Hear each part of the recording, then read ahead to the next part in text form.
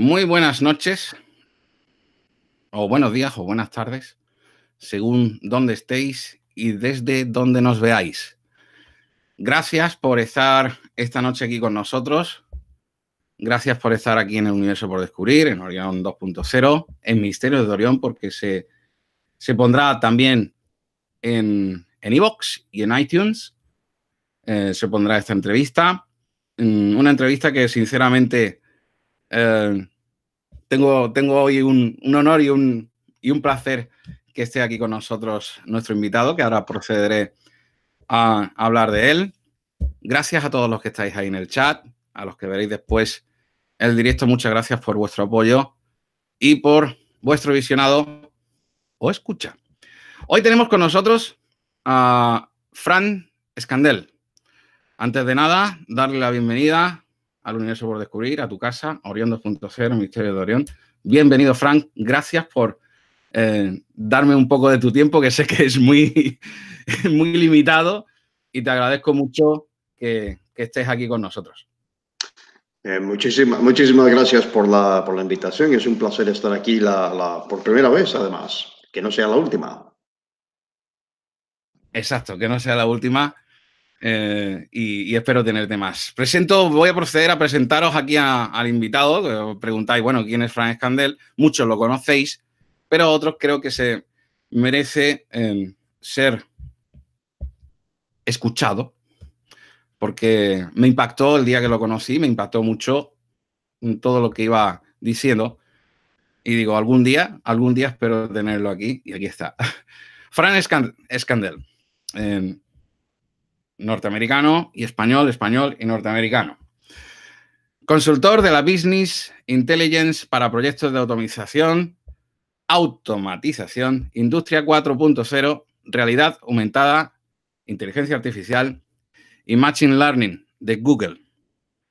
Programa exponencial de la Universidad Singularity, corrígeme si me equivoco, de Silicon Valley.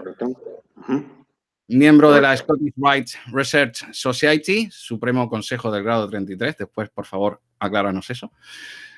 Miembro de la European Society for the Study of the Western Esoterism, de esoterismo, de la Universidad de Ámsterdam, en Exeter.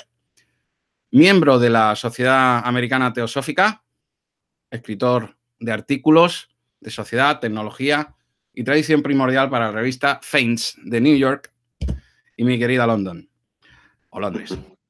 Conferenciante, por supuesto, en escuelas de negocios, facultades de ingeniería y librerías. Y librerías, correcto. Fran, sinceramente, bestial el currículum. Muchos años de estudio, muchos años de preparación.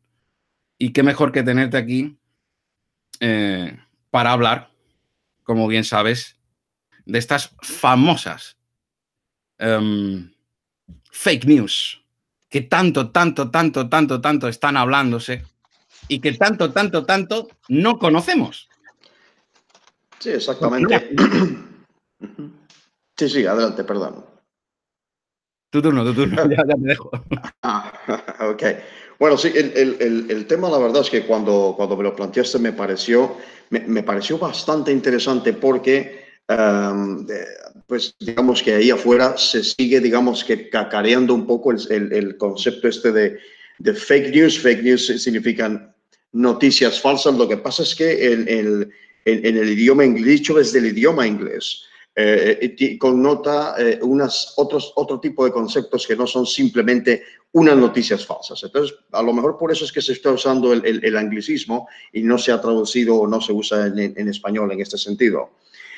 Además de las fake news, yo voy a hacer alusión a otro término más, que en inglés se le conoce como alternative facts o los hechos alternativos.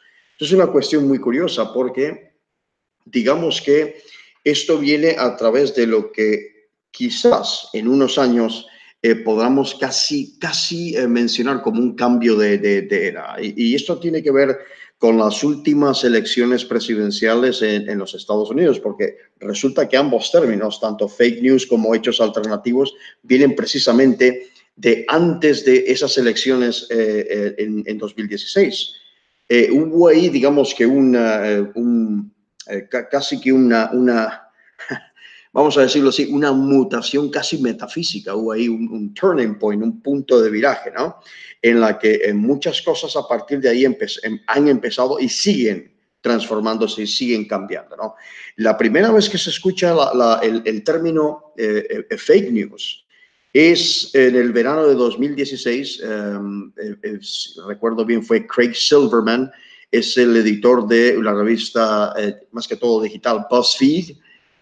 Lo que sucede es que ellos empiezan a detectar, especialmente a través de Facebook, empiezan a detectar una serie de sitios que están dando que proporcionan una serie de noticias y que logran localizar esos sitios, estos sitios de Internet, los logran localizar en un sitio llamado Veles, en Macedonia, esta pequeña república en el este de Europa, ¿no? Entonces, es una ciudad que prácticamente basó y de alguna forma sigue basando su economía en la nueva industria de las fake news.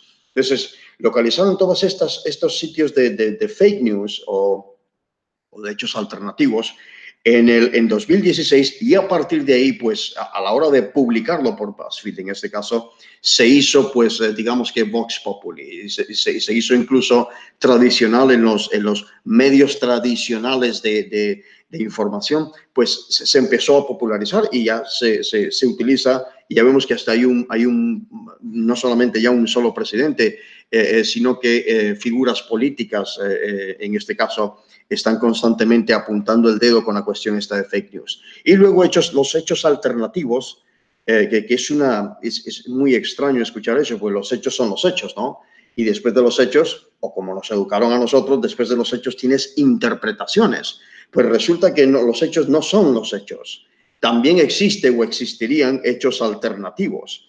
Esto es la primera vez que se oye esto en los medios, es a través de una consultora política, es una de los ayudantes y hoy en día es una de las consejeras del presidente Trump.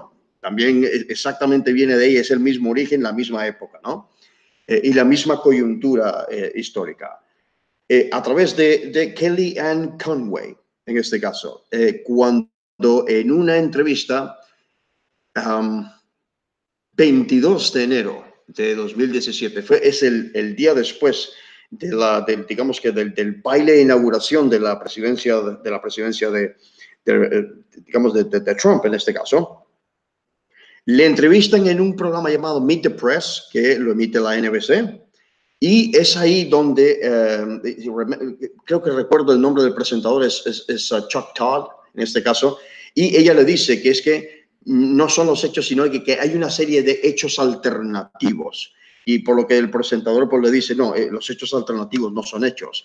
A partir de ahí, nuevamente, se convierte en lo que se conoce en inglés como un buzzword, en este caso, como estas palabras ancla o estas frases ancla, por decirlo así, y entonces se ancla precisamente en lo que nosotros podemos llamar la psique social. A partir de ahí, entonces, digamos que se disemina por completo, que es parte de la naturaleza de la desinformación misma, se disemina por completo. Entonces, las fake news en este caso, o lo que ahora existe o empieza a existir poco a poco de parte de las grandes empresas tecnológicas, Google en este caso, Facebook, Twitter, incluso LinkedIn, que es una red profesional o para usos profesionales.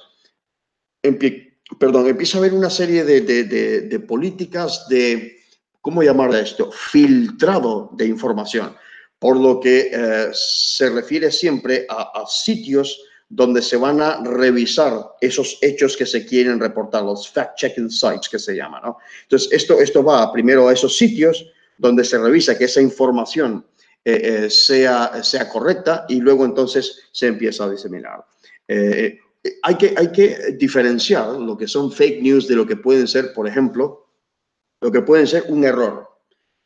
Somos humanos. Hay medios de comunicación, medios tradicionales de comunicación, que pueden cometer un error en un momento determinado y a veces esos errores se han interpretado como fake news o se han interpretado ya dándoles una, digamos que un aura de conspiración, de que es que hay algo que están queriendo esconder o ocultar, entonces no nos lo quieren decir. Hay que distinguir eso, hay que distinguir también el hecho de que las fake news no son por ejemplo, estos programas que aquí en la televisión, los medios en España, ¿no? Son sátiras o son parodias que dicen una serie de cosas. Eso no son noticias, no son fake news, es una sátira, es una parodia, es una forma de burla en este caso. Y luego lo que se llama, que aquí viene el principal problema de las fake news y de cuando a lo mejor un lector o una persona que está buscando información o que está leyendo algo ahí afuera en los buscadores, en los motores de búsqueda, ¿no? No entiende que en la parte de arriba a veces dice contenido sponsorizado o contenido patrocinado, sponsored content, que se llama. Es decir, que no es que sea una noticia, es que un patrocinador ha venido y le ha dicho a un periodista que en un medio de comunicación publique una editorial, publique un artículo, etc. Yo mismo publico, por ejemplo, de vez en cuando en la revista esta que has mencionado al principio, yo mismo publico artículos sobre tecnología, sociedad, etcétera. Y entonces, claro, ellos tienen que pasar el artículo ese por uno de estos sitios precisamente para ver, primero, que si yo no le he robado el material a alguien. No es el caso. No es el caso. Y segundo, si lo que yo estoy diciendo, lo que yo estoy proponiendo, es o no es cierto. Y si no es cierto, igual lo publican. Lo que pasa es que a la hora digamos, de contrastar esa información, se vuelve hacia la persona que ha escrito el artículo y dice, esta persona es responsable de este contenido. Nosotros no somos responsables, nosotros simplemente ¿cómo se llama? Lo publicamos como tal. Si usted tiene alguna pregunta, vaya a la persona que lo ha escrito, es esta y esta persona. Por eso ellos tienen que hacer, para aceptar personas que, digamos que en este caso como yo, o como otras muchas personas, que van a escribir a la plataforma o escriben para la revista, tienen que verificar que esas personas son reales y no una persona, una identidad oculta que está en algún sitio del mundo, en una caverna o algo de esto. Es decir, que tiene ahí un proceso de verificación. Entonces, digamos que el problema principal que tenemos hoy en día, y esto lo digo con todo el respeto del mundo, yo leo yo en Facebook, por ejemplo, yo soy más un lector que alguien que va a poner cosas, ¿no? Me gusta tratar de identificar y tratar de observar el comportamiento individual y hasta el comportamiento social en una red como Facebook, en este caso. Entonces, yo leo material ahí y entonces veo personas que algunas de ellas conozco, que reproducen ese material y no se dan a la tarea, y yo digo que a lo mejor es sin ninguna mala intención, pero no se dan a la tarea de hacer la verificación, de ir a ese sitio, irse a la parte de abajo donde está, digamos que el disclaimer que se llama, donde dice que muchas de ellas son, esta página está dedicada al entretenimiento y al contenido sponsorizado o patrocinado. Ya vemos que entonces ellos reproducen porque, no sé, porque hay un componente emocional o hay un componente ideológico o político al respecto, ¿no? El componente emocional hoy en día es lo que más explota, de hecho. Hay una especie hay una especie de tiranía de la compasión hoy en día haciendo estragos hasta incluso en la política. Bueno, entonces no se toman el tiempo de ir y verificarlo. ¿Okay? Por ejemplo, yo sigo el trabajo de Jordan Peterson, en este caso un profesor de psicología en la Universidad de Toronto. Se ha hecho bastante famoso simplemente por su actitud frontal frente a una serie de verdades aceptadas hoy en día, ¿no? Entonces, sucede que yo pongo una noticia en el tablón, ¿no? De alguna forma en el grupo, pongo una noticia y resulta que la noticia viene dada por RT. Yo no soy muy amigo de RT, de Russia Today en este caso, pero cuando yo hago eso es porque yo ya había verificado la fuente de información y estaba publicado en varios otros sitios. Y entonces la gente se quedó un poco así tranquila cuando le puse exactamente la misma noticia con casi la misma línea que venía de CNN, si es el caso. Entonces, viene el problema este de que unos medios se les acusa de ser medios de propaganda, pero a otros no se les acusa de eso. Y no es el caso. Siempre en la diseminación, en los medios de comunicación, siempre hay, porque es que somos humanos, eso es inevitable. Siempre hay un componente ideológico, siempre lo va a haber. Cualquier discusión es política, cualquiera. Y cualquiera tiene incluso lo que yo estoy diciendo ahora mismo, tiene digamos, su lado ideológico, por decirlo así, ¿no? Entonces, el problema de las fake news, que muchas personas no se dan a la tarea de verificar, desgraciadamente, el problema es este. Primero, el tiempo de verificación, es decir, no se toman el tiempo de verificar, ya lo hemos dicho. Luego, la fuente de verificación. Y luego pasa esto, que las fake news oscurecen los hechos que son reportados como reales y impiden el debate. Y eso sí que, y si tú quieres darle un hálito de conspiración a esto, eso sí que es una conspiración. Porque hay una... Exacto.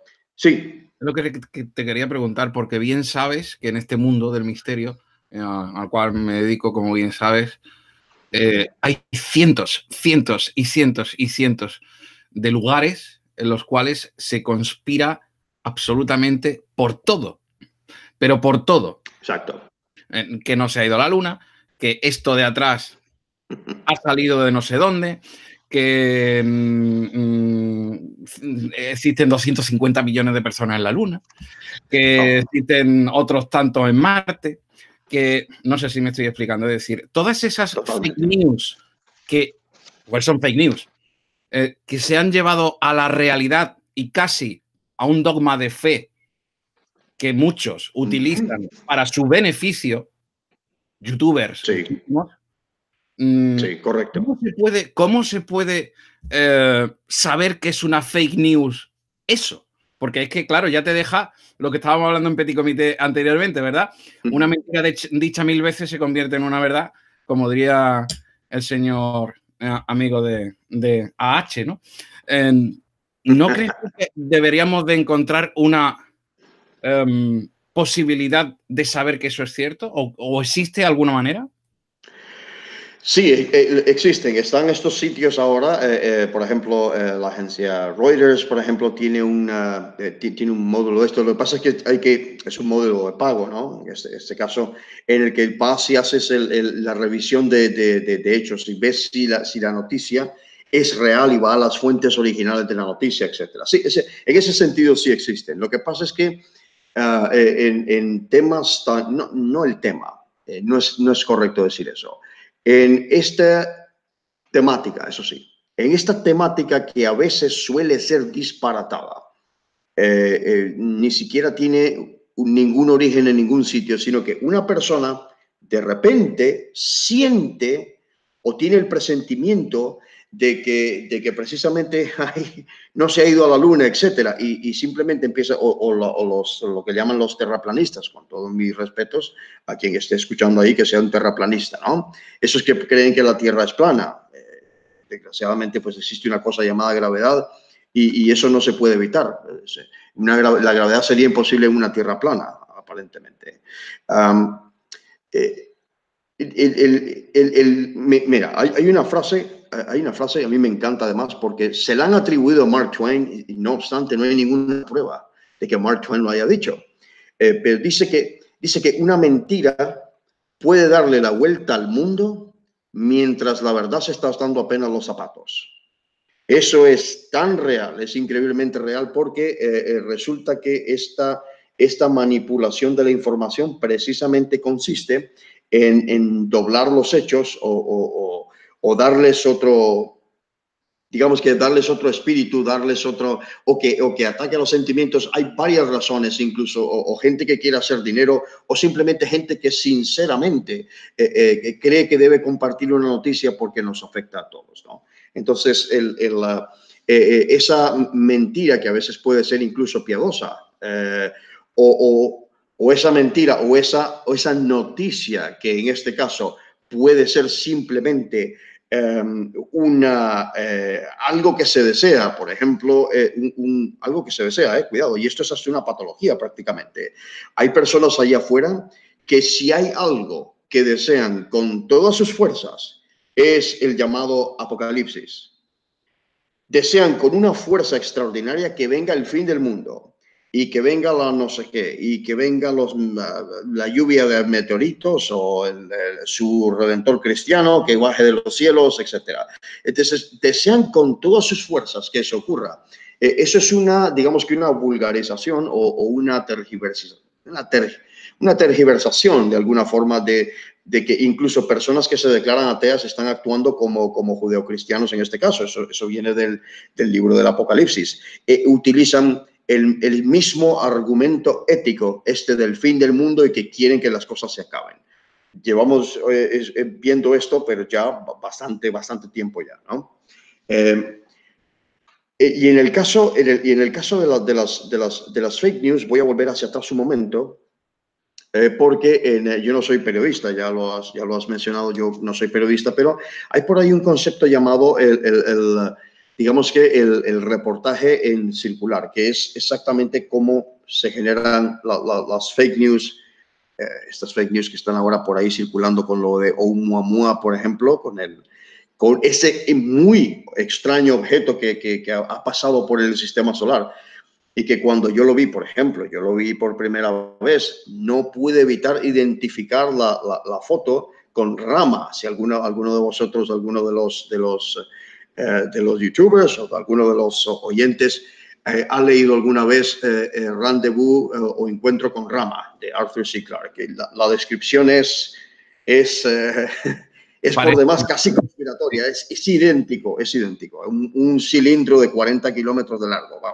Una barbaridad. Bueno, entonces, decía que este reportaje circular de alguna forma es un punto A que genera una noticia, un punto B que en este caso dice o de alguna forma refrenda esa noticia, y después un punto C, entonces, que lo que hace es diseminar. Son esos tres pasos. Es un círculo. Y luego de ahí, entonces, es muy difícil que cuando llega a la mayoría de personas, puedan hacer el filtrado correcto. El filtrado correcto no significa que obedezca a una ideología o a una posición política o a un estamento económico o religioso. No significa eso. Significa que lo que se está leyendo pueda uno tener la suficiente, digamos que, capacidad y habilidad para filtrar eso. Y el problema del filtrado es este. El problema del filtrado tiene que ver también con la educación. Y voy a decir esto porque yo creo que tengo que decirlo. Yo tengo un hijo adolescente ahora mismo, una hija adulta, pero un hijo adolescente. Si hay algo que nosotros tenemos que decirle a los jóvenes, incluso a los que no tengan hijos, es que lean. Lean literatura, lean una cosa llamada libros que están hechas que tienen letras y ese tipo de cosas, ¿no? Existen todavía. Que lean, porque eso es una forma digamos, de construir su propia visión de las cosas y tener una base informática, una base de información ahí donde ellos van a filtrar todo aquello que les está llegando. Y no solamente hablo de los sitios estos de fake news, hablo también de los medios tradicionales de comunicación. Cuando digo medios tradicionales de comunicación, a mí, y hago la observación, por ejemplo, aquí veo en los telediarios en España, veo tres temas nada más. Existen solamente tres temas de discusión cada vez que veo de cualquiera de las señas ideológicas. Veo tres temas de conversación. Corrupción, Cataluña, ¿y cuál más? No, fíjate, no, para nada. El rifirrafe de los partidos políticos es número 1. Trump, número 2. Fútbol, número 3. Ya está, se acabó el telediario. Es decir, no hay yo no observo ninguno, de ninguna de la derecha, izquierda, lo que se quiera llamar en España. Yo no observo en España ningún programa que de verdad tenga, tanto de un lado como otro, eso a mí me da lo mismo, que tenga una capacidad crítica. Y entonces las cosas que oyes, por ejemplo, de la forma en la que se reporta de los eventos que suceden, por ejemplo, en los Estados Unidos, porque está el presidente Trump ahí ahora mismo, entonces es un motivo de noticia, tiene que ser un motivo de noticia. Es bastante, es alarmante incluso. Voy a poner un ejemplo. Aquí hay personas, y no esto no es una apología a la presidencia de Trump en este caso, ni es el caso. Lo que la apología es sí de que los hechos sean lo más correctamente posible informados y el público esté debidamente informado. Las barbaridades que aquí se dicen de lo que dice que aparentemente dijo el presidente Trump son horrendas.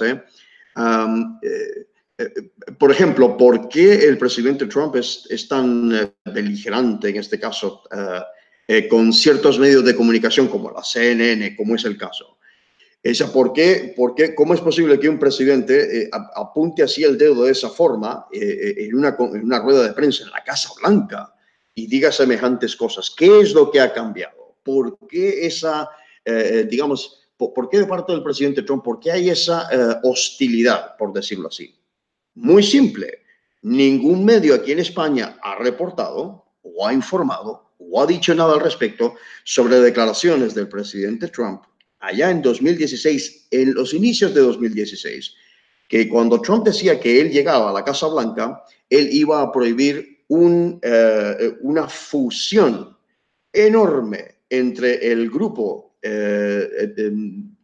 Time Warner y AT&T. O sea, para que lo pongamos en España, sería como una fusión entre, digamos que entre Telefónica y el periódico El País, por ejemplo. Imagínate eso. Las corporaciones de las que hablo yo en geopolítica, que son las que dominan realmente la política. Exactamente. Imaginemos una fusión tiene un calibre impresionante. Es decir, la acumulación de poder y de filtrado de información y de noticias va a estar, digamos que acapararía pues el 85, el 90% de todos los medios, en ese caso de los Estados Unidos. Entonces, ¿qué hace Trump? Y a favor de esa cooperativa, ¿no? A favor de esa cooperativa, a favor de esos ideales que tienen ese sector copado. Exactamente, pero lo que hace Trump es que dice, sobre mi cadáver eso va a suceder. Y entonces, claro, CNN la tomó con él inmediatamente. Y desde entonces, la hostilidad que existe es precisamente porque Trump dijo eso. Es decir, y esto que estoy diciendo pueden ir, no son fake news, los oyentes pueden ir a verificarlo cuando quieran, poner en un buscador declaraciones sobre Time Warner, AT&T y lo que dijo Trump. Tan simple como eso. ¿Okay? Entonces,